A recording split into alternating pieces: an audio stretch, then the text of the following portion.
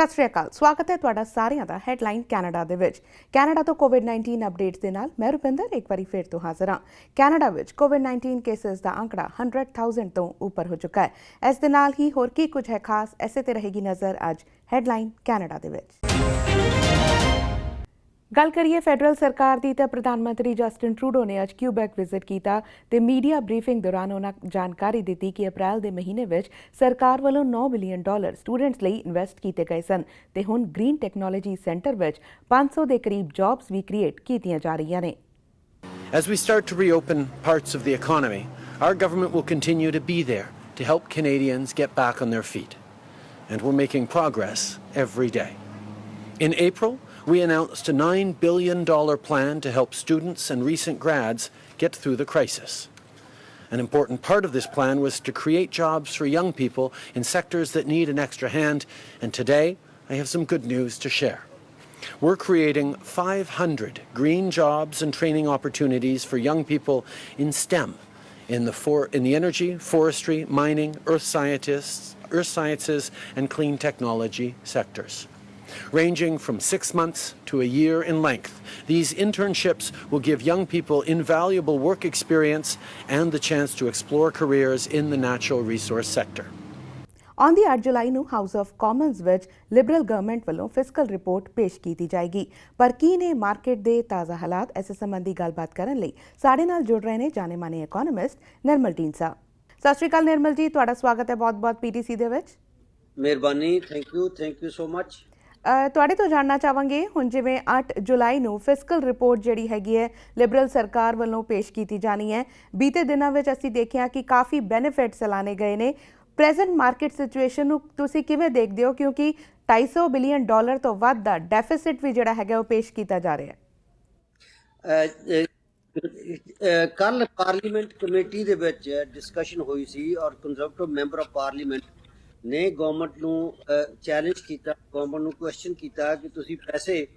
ਐਦਾਂ ਵੰਡੀ ਜਾ ਰਹੇ ਹੋ ਜਿੱਦਾਂ ਟੀਕੇ ਲੱਗੇ ਹੁੰਦੇ ਆ। ਪਾਰਲੀਮੈਂਟ ਸੈਸ਼ਨ ਵਿੱਚ ਨਹੀਂ, ਫਰਵਰੀ ਵਿੱਚ ਜਿਹੜੀ ਫਿਸਕਲ ਅਪਡੇਟ ਤੁਸੀਂ ਦੇਣੀ ਸੀ ਉਦੋਂ ਸੀਗਾ $28.1 ਬਿਲੀਅਨ ਦਾ ਡੈਫਿਸਿਟ। ਉਹ ਹੁਣ ਵੱਧ ਕੇ ਪਹਿਲਾਂ ਜਿਹੜਾ ਪਾਰਲੀਮੈਂਟ ਆਫਿਸਰ ਆ ਉਹਨੇ ਦੱਸਿਆ ਸੀ, ਉਹਨੇ ਕਿਹਾ ਸੀ ਕਿ $252 ਬਿਲੀਅਨ ਡੈਫਿਸਿਟ ਹੋ ਗਿਆ।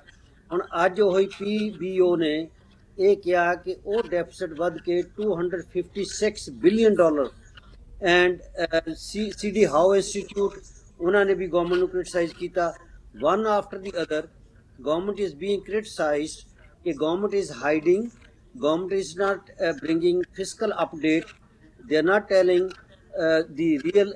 situation of the economy to the Canadians. तो under pressure आके ਹੁਣ लिबरल सरकार ने प्राइम मिनिस्टर ने अनाउंस किया कि वो 8 जुलाई ਨੂੰ fiscal update देंगे कि सिचुएशन की आ, present situation की आ ਐਂਡ 2020 ਦੀ ਸਿਚੁਏਸ਼ਨ ਕੀ ਹੈ। ਇਹਦੇ ਬਾਰੇ ਡਿਪੈਂਡ ਕਰਦਾ ਤੁਸੀਂ ਕਿਹਦੇ ਨਾਲ ਗੱਲ ਕਰਦੇ ਹੋ। ਸਾਰਿਆਂ ਦੀ ਆਪੋ ਆਪਣੀ ਡਿਫਰੈਂਟ ਓਪੀਨੀਅਨ ਆ, ਪਰ one thing is for sure ਕਿ ਜਿਸ ਹਿਸਾਬ ਦੇ ਨਾਲ ਪੈਸੇ ਵੰਡੇ ਜਾ ਰਹੇ ਆ, ਇਹ ਡੈਫਿਸਿਟ ਇੰਨਾ ਵੱਧਦਾ ਜਾ ਰਿਹਾ। On the end of a day how the government gonna raise the funds,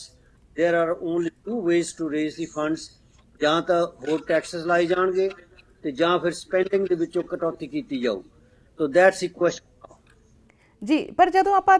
ਗੱਲ ਕਰਦੇ ਹਾਂ ਬੈਨੀਫਿਟ ਦੀ, ਜੋ ਸਮਾਂ ਸੀਗਾ ਇੱਕ ਪੈਂਡੈਮਿਕ ਦਾ ਜੋ ਦੌਰ ਹਜੇ ਚੱਲ ਵੀ ਰਿਹਾ ਹੈ, ਇਸ ਦੇ ਵਿੱਚ ਲੋੜ ਵੀ ਸੀਗੀ ਕੈਨੇਡੀਅਨਸ ਨੂੰ ਇਹਨਾਂ ਬੈਨੀਫਿਟਸ ਦੀ। ਪਰ ਦੂਜੇ ਪਾਸੇ ਜੇ ਦੇਖੀਏ ਤਾਂ ਇੰਨੇ ਜ਼ਿਆਦਾ ਬੈਨੀਫਿਟਸ ਵੰਡੇ ਗਏ ਕਿ ਕਿਤੇ ਨਾ ਕਿਤੇ ਜਿਹੜੀ ਇਕੋਨਮੀ ਹੈਗੀ ਹੈ ਉਹ ਡਗਮਗਾ ਗਈ ਹੈ। ਹੁਣ ਜਦੋਂ ਰੀਓਪਨਿੰਗ ਹੋ ਰਹੀ ਹੈ, ਵੱਖ-ਵੱਖ ਸਟੇਜਸ ਵਿੱਚ ਵੱਖ-ਵੱਖ ਪ੍ਰੋਵਿੰਸਿਸ ਵੱਲੋਂ ਰੀਓਪਨਿੰਗ ਕੀਤੀ ਜਾ ਰਹੀ ਹੈ, ਪਰ ਅਪ੍ਰੈਲ ਦੀ ਜਿਹੜੀ ਅਸੀਂ ਰੀਟੇਲ ਸੇਲਸ ਦੇਖੀਏ ਉਹ ਥੱਲੇ ਚਲੇ ਗਈਆਂ ਨੇ, ਤੇ ਰੀਓਪਨਿੰਗ ਕਰਕੇ ਹੁਣ ਕਿੰਨਾ ਕੁ ਕਵਰ ਹੋ ਸਕਦਾ ਹੈ? देखो डिपेंड करता जी रीओपनिंग है। Reopening is very difficult. Corona virus तो बाद लाइफ हैव चेंज्ड। जे तुहानूं किते मौका मिलिया स्टोरां जाण दा, किद्दां तुहानूं लाइनां 'च खड़ना पैंदा, किद्दां तुहानूं मास्क लैणे पैंदे आ, किद्दां स्टोर वाले फ्रंट लाइन दे उत्ते किद्दां ओह ट्रीट करदे आ। सो इस करके जिहड़ी इंडस्ट्री है, जिहड़ी ओपनिंग है, इकोनॉमी आ, is very slow. It takes maybe it takes years to come back, and ਇਹ ਹਿਸਟਰੀ ਦੱਸਦੀ ਹੈ ਕਿ ਐਵਰੀ ਟਾਈਮ ਜਦੋਂ ਇਦਾਂ ਦਾ ਕੋਈ ਕ੍ਰਾਈਸਿਸ ਆਉਂਦਾ ਪੈਂਡੇਮਿਕ ਆਉਂਦਾ ਉਹ ਤੋਂ ਬਾਅਦ ਕਈ ਦਫਾ 10-10 ਸਾਲ ਲੱਗ ਜਾਂਦੇ ਆ। And situation bank of Canada the governor, bank of Canada ਦੇ ਨਵੇਂ ਗਵਰਨਰ ਜਿਹੜੇ ਆਏ ਆ, ਉਹਨਾਂ ਨੇ ਕੱਲ੍ਹ ਪਰਸੋਂ ਇਹ ਸਟੇਟਮੈਂਟ ਦਿੱਤੀ ਸੀ ਪਾਰਲੀਮੈਂਟ ਕਮੇਟੀ ਦੇ ਮੂਹਰੇ ਕਿ ਜੀ economy is very slow and ਅਸੀਂ ਅਫੋਰਡ ਨਹੀਂ ਕਰ ਸਕਦੇ ਇੰਟਰਸਟ ਰੇਟ ਵਿੱਚ ਵਾਧਾ ਕਰਨਾ। ਇੰਟਰਸਟ ਰੇਟ ਇੱਥੇ ਦਾ ਇੱਥੇ ਹੀ ਰਹੂਗਾ। ਹੁਣ almost interest rate is zero. And can you imagine 7,34,000 ਲੋਕਾਂ ਨੇ ਬੈਂਕਾਂ ਨੂੰ ਰਿਕੁਐਸਟ ਕੀਤੀ ਆ ਕਿ ਸਾਡੇ ਕੋਲੋਂ ਮੌਰਗੇਜ ਪੇ ਆਫ ਨਹੀਂ ਹੁੰਦੀ ਐਂਡ ਸਾਡੀ ਮੌਰਗੇਜ 6 ਮੰਥ ਤੱਕ ਗਾਂਹ ਕੀਤੀ ਜਾਵੇ। ਉਹ ਉਹਨਾਂ ਨੇ ਕਰ ਦਿੱਤੀ, ਪਰ ਬੈਂਕਾਂ ਨੇ ਲੂਜ਼ ਨਹੀਂ ਕਰਨਾ। ਬੈਂਕਾਂ ਨੇ ਉਹੀ ਜਿਹੜੀ ਅਮਾਊਂਟ ਹੈ ਤੁਹਾਡੇ ਅਮਾਊਂਟ ਦੇ ਵਿੱਚ ਉਹ ਐਡ ਕਰ ਦਿੱਤਾ, ਤੁਹਾਡੀ ਅਮੋਰਟਾਈਜੇਸ਼ਨ ਵੱਧ ਜਾਏਗੀ। End of a day you gonna pay more. So ਇਹ ਸਿਚੁਏਸ਼ਨ ਹੈ ਜੀ ਕਿ ਦੇਖੋ ਇਸ ਵੇਲੇ ਜਿਹੜੀ ਅਨਪਲਾਈਮੈਂਟ 13.7% ਆਫੀਸ਼ੀਅਲੀ ਇਹ ਕਹਿੰਦੇ ਆ, ਪਰ ਜਿਹੜੀ ਅਨਆਫੀਸ਼ੀਅਲੀ people who are looking in the job but they are not registered, ਉਹ ਤਾਂ ਮੇਰੇ ਖਿਆਲ 20% ਤੋਂ ਵੀ ਉੱਪਰ ਹੋਊਗੀ। ਫਿਰ ਜਿਹੜੇ ਯੰਗ ਆ, ਯੂਥ ਆ 18 ਤੋਂ 24 ਸਾਲ ਦੇ ਜਿਹੜੇ, ਉਹਨਾਂ 'ਚ ਅਨਪਲਾਈਮੈਂਟ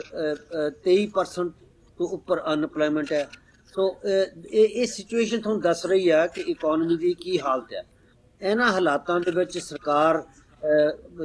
8 ਜੁਲਾਈ ਨੂੰ ਫਿਸਕਲ ਅਪਡੇਟ ਲਿਆਉਣ ਜਾ ਰਹੀ ਹੈ and everybody is watching very carefully.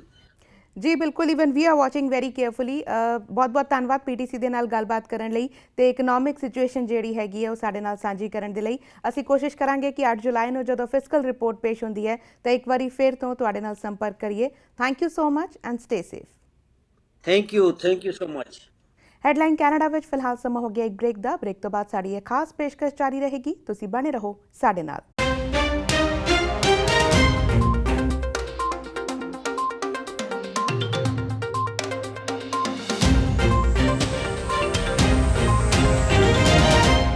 Break ਤੋਂ ਬਾਅਦ ਇੱਕ ਵਾਰੀ ਫਿਰ ਤੋਂ ਤੁਹਾਡਾ ਸਵਾਗਤ ਹੈ। ਰੁਕ ਕਰਦੇ ਹਾਂ ਓਨਟਾਰੀਓ ਦਾ। ਓਨਟਾਰੀਓ ਵਿੱਚ ਅੱਜ ਇੱਕ ਵਾਰੀ ਫਿਰ ਤੋਂ 178 ਕੋਵਿਡ-19 ਕੇਸਿਸ ਰਿਪੋਰਟ ਕੀਤੇ ਗਏ ਨੇ। ਇਸ ਦੇ ਨਾਲ ਹੀ ਓਨਟਾਰੀਓ ਸਰਕਾਰ ਵੱਲੋਂ ਅੱਜ back to school plan release ਕੀਤਾ ਗਿਆ। We simply can't provide a blanket solution for the whole province. Instead,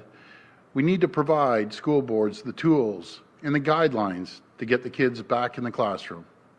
We need to empower the school boards to make decisions based on their local needs, their local challenges, and their local priorities. Over the past few weeks, we've worked with our Chief Medical Officer of Health, our command table, and the experts at Sick Kids to develop guidelines for school boards to help them prepare to reopen schools in the fall. And today, we're all rolling out our plans to work with school boards across the province to get kids back to school safely, based on the best medical advice available. We'll be working with each school board throughout the summer to create a plan that fits best for their communities. The options will include regular in-class learning with public health protocols in place, at-home learning, or a mix of both, with in-class sessions capped at 15 students and students attending on alternate days or weeks. ਉਧਰ ਰੁਕ ਕਰੀਏ peel reason ਦਾ। ਤਾਂ peel reason ਨੂੰ ਹਜੇ stage 2 ਰੀਓਪਨਿੰਗ ਵਿੱਚ ਸ਼ਾਮਲ ਨਹੀਂ ਕੀਤਾ ਗਿਆ ਹੈ ਤੇ ਪੀਲ ਰੀਜਨ ਵਿੱਚ ਸਭ ਤੋਂ ਜ਼ਿਆਦਾ ਕੇਸਿਸ ਬ੍ਰੈਂਪਟਨ ਵਿੱਚ ਰਿਪੋਰਟ ਕੀਤੇ ਜਾ ਰਹੇ ਨੇ। ਬ੍ਰੈਂਪਟਨ ਦੀ ਸਿਚੁਏਸ਼ਨ ਬਾਰੇ ਗੱਲਬਾਤ ਕਰਨ ਲਈ ਅਸੀਂ ਗੱਲ ਕੀਤੀ ਸਿਟੀ ਕਾਉਂਸਲਰ ਹਰਕੀਰਤ ਸਿੰਘ ਦੇ ਨਾਲ। ਸਤਿ ਸ਼੍ਰੀ ਅਕਾਲ ਹਰਕੀਰਤ ਜੀ, ਬਹੁਤ ਬਹੁਤ ਧੰਨਵਾਦ ਪੀਟੀਸੀ ਦੇ ਨਾਲ ਗੱਲਬਾਤ ਕਰਨ ਦੇ ਲਈ। Thank you. It's a pleasure to be here. ਜੀ ਤੁਹਾਡੇ ਤੋਂ ਜਾਣਨਾ ਚਾਹਾਂਗੇ, ਜਿਵੇਂ ਅਸੀਂ ਦੇਖ ਰਹੇ ਹਾਂ ਕਿ ਬੀਤੇ ਕੁਝ ਦਿਨਾਂ ਤੋਂ ਬ੍ਰੈਂਪਟਨ ਨੂੰ ਹੌਟਸਪੌਟ ਵਿੱਚ ਰੱਖਿਆ ਗਿਆ ਹੈ ਕਿ ਬਹੁਤ ਜ਼ਿਆਦਾ ਪੀਲ ਰੀਜਨ ਵਿੱਚ ਜਿਹੜੇ ਕੇਸਿਸ ਨੇ ਉਹ ਬ੍ਰੈਂਪਟਨ ਵਿੱਚ ਆ ਰਹੇ ਨੇ ਤੇ ਜੇ ਰੇਸ਼ੀਓ ਵਾਈਜ਼ ਗੱਲ ਕਰੀਏ ਤਾਂ 21% ਜਿਹੜੀ ਹੈਗੀ ਹੈ youth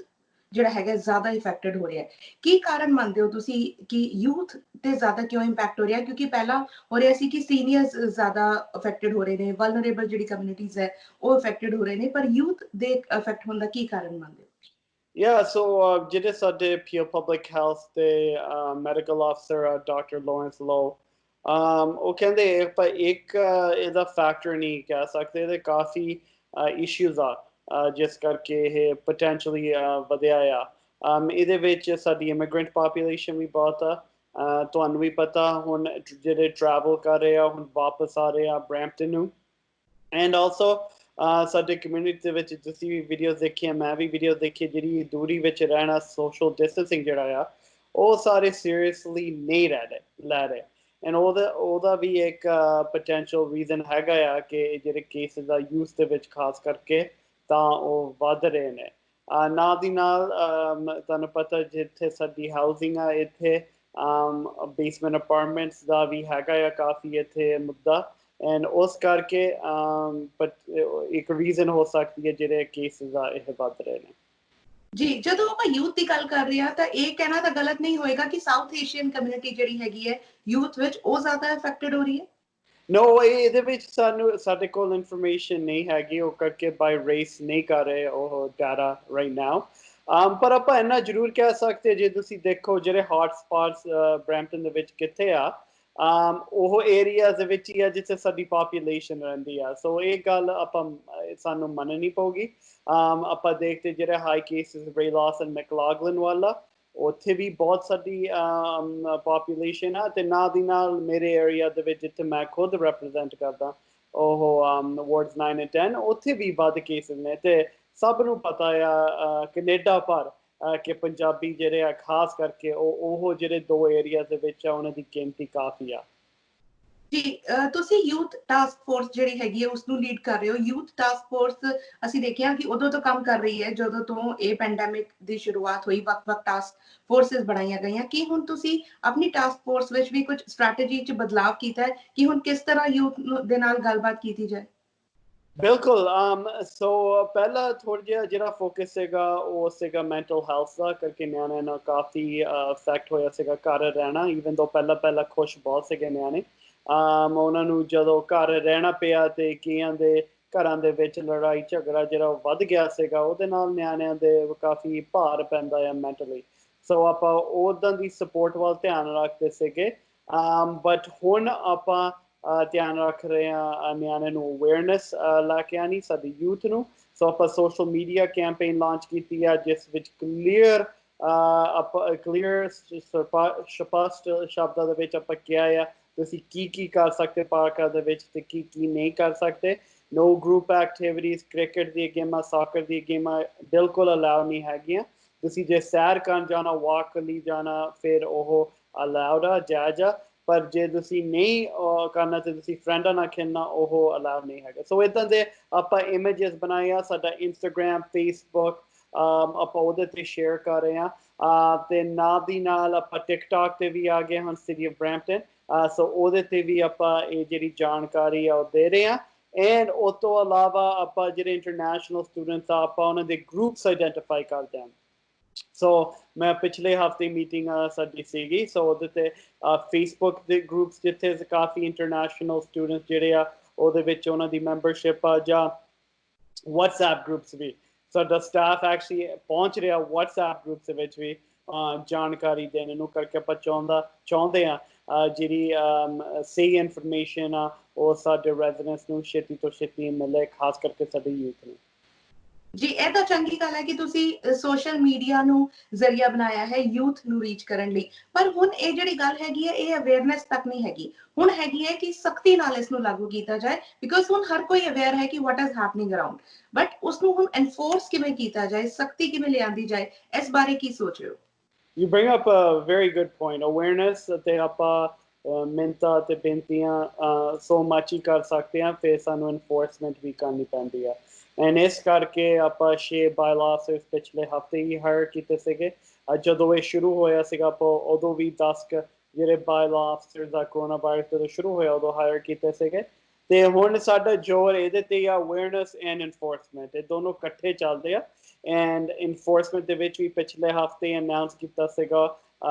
hundreds of tickets were given in 1 week and ਉਹ ਪੈਟ ਫਰਟੀਨੀ ਨੇ announce ਕੀਤਾ ਸੀ ਉਹ ਤੋਂ ਪਹਿਲਾਂ ਮੈਂ announcement ਦਿੱਤੇ ਸੀਗੇ ਖਾਸ ਕਰਕੇ ਜਿਹੜੇ ਕੱਟ ਹੋ ਰਹੇ ਸੀਗੇ ਸਾਡੇ ਪਾਰਕਿੰਗ ਲਾਟਸ ਦੇ ਵਿੱਚ ਉਹਨਾਂ ਨੂੰ ਵੀ ਸਖਤ ਟਿਕਟਾਂ ਮਿਲੀਆਂ ਸੀਗੀਆਂ ਮਿਨੀਮਮ ਇਹਦਾ $800 ਦਾ ਹੁੰਦਾ ਆ